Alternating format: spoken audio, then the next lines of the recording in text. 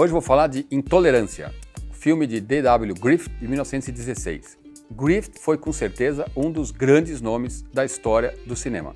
Ele havia feito um filme chamado Nascimento de uma Nação, que foi uma revolução na história do cinema. Foi o primeiro filme com uma narrativa de longa-metragem desenvolvida. E o filme acabou tendo uma reação muito violenta de parte da população americana, setores da população americana, e ele ficou muito incomodado com aquilo e resolveu fazer um filme sobre a intolerância. E produziu este filme, que é talvez o filme mais caro de todos os tempos. Esse filme custou, à época, 8 milhões de dólares, que se você corrigir pela inflação, não vai dar o orçamento de Titanic, por exemplo. Mas se você considerar quanto custava um filme na época e quanto custou a Intolerância, e quanto custava um filme na época do Titanic e quanto custou o Titanic, a diferença é muito maior. Então, se você considerar relativamente, Intolerância foi o filme mais caro de todos os tempos. São 4 histórias. A primeira história se passa na Babilônia, onde uma garota é alvo de uma disputa religiosa que vai provocar uma série de consequências.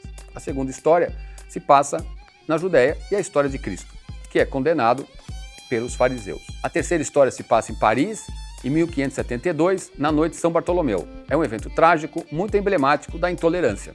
Nessa noite, os católicos, comandados pela rainha Catarina, massacram os protestantes de Paris. É um evento que ficou marcado numa página negra da história.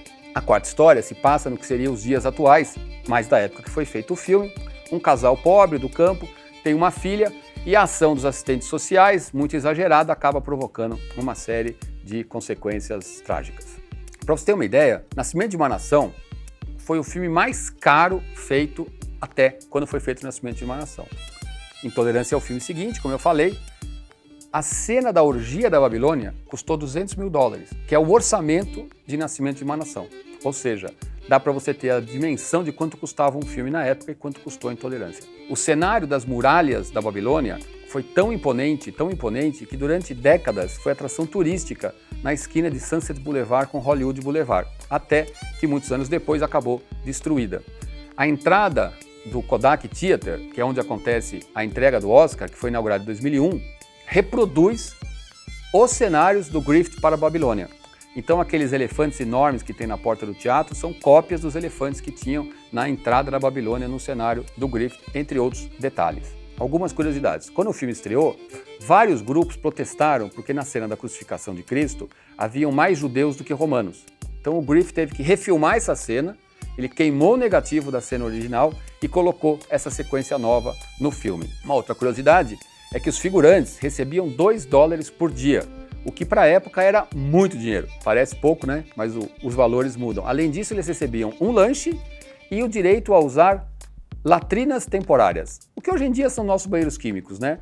Mas enfim, na época as condições de saúde e de higiene pública não eram as melhores, então era uma grande novidade que os figurantes pudessem ter esse tipo de privilégio. Os figurantes ficaram tão entusiasmados, tem no filme uma sequência de batalha muito intensa. E essa sequência ficou tão intensa porque os figurantes tão animados em estarem participando do filme e querendo continuar em outras figurações, literalmente atacaram-se uns aos outros.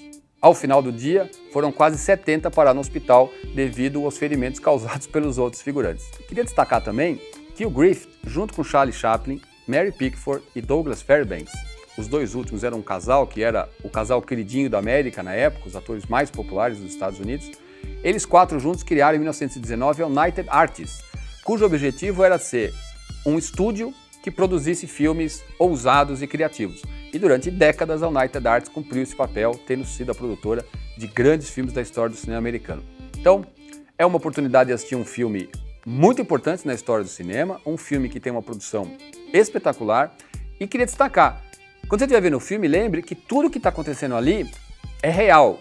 Não no sentido da realidade, da história que você está assistindo, mas se tem 1000 pessoas na cena, tem 1000 pessoas. Não tem efeitos digitais multiplicando as pessoas, não tem cenários digitalizados, ou seja, os cenários foram construídos, as pessoas que aparecem em cena ali estão, tudo aquilo teve que ser ensaiado e construído, produzido, alimentado, enfim. É espetacular assistir esse filme, acompanhando a narrativa, que é muito boa, e olhando o tamanho daquela produção e pensando o que foi isso em 1916.